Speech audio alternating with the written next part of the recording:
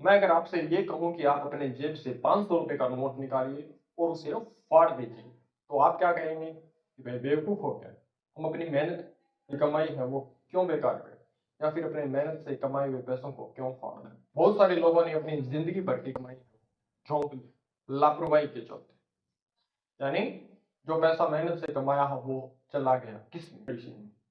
बड़े बुजुर्ग कहते थे कि रोग, कर्ज और शत्रु, इन 3 चीज़ों को कभी भी कमज़ोर नहीं समझना चाहिए। क्योंकि अगर एक बार दुश्मनी हो जाए तो वो निरंतर बढ़ती रहती है, और एक बार अगर कर्जा चढ़ जाए तो वो भी लगातार बढ़ता है। और तीसरा है रोग, और रोग जब बढ़ता है हो जाए तो वो भी का नाम नहीं लेता, यानी रोग निरंतर बढ़ता जाता है। और भारत देश में बहुत सारे ऐसे परिवार हैं जिनकी जिंदगी भर की कमाई है वो इन हॉस्पिटलों में चली गई।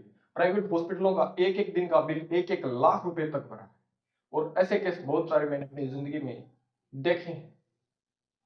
यानी थोड़ी सी बीमारी आई, बीमारी ने भयानक रूप ले लिया, और जीवन भर की जो सेविंग थी वो चली गई। और जिनके पास सेविंग नहीं होती वो कर्ज में डूब जाते हैं, यानी बीमारी की वजह से हुआ कर्जा कई बार उतरने का नाम भी नहीं लेता, यानी लगातार कर्ज है वो बढ़ता जाता है। और बहुत सारे केसों में लोग आर्थिक रूप से टूट जाते हैं, कईयों की जमीन तक बिक जाती है।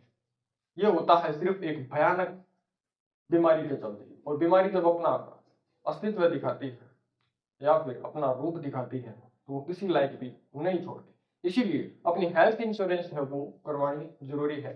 सालाना करीबन 5 से 6 हज़ार रुपए के स्कीम में लगते हैं, या फिर जो राजस्थान में सरकार ने चिरंजीवी योजना चलाई थी, काफी फायदेमंद भी रही।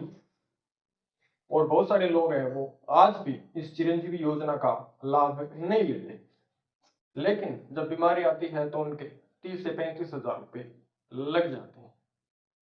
दूसरी चीज है लापरवाही के चलते दुर्घटना जनित, यानी एक व्यक्ति जो लापरवाही से व्हीकल चलाता है, थोड़ा सा भी हादसा हो तो वो भी एक इंसान को 6 महीने के लिए बेड रेस्ट पर कर देता है। इसीलिए अपने स्वास्थ्य का ध्यान रखें, क्योंकि पहला सुख निरोगी काया है। जिनका शरीर है रोग से मुक्त होता है, डेफिनेटली वे लोग स्ट्रॉन्ग लाइफ जीते हैं, या फिर उनकी मेंटलिटी है वो स्ट्रॉन्ग होती है, क्योंकि उनके शरीर में किसी भी प्रकार का रोग नहीं है। पहला सुख निरोगी काया, निरोगी काया ही इंसान के जीवन का सबसे बड़ी उपलब्धि है।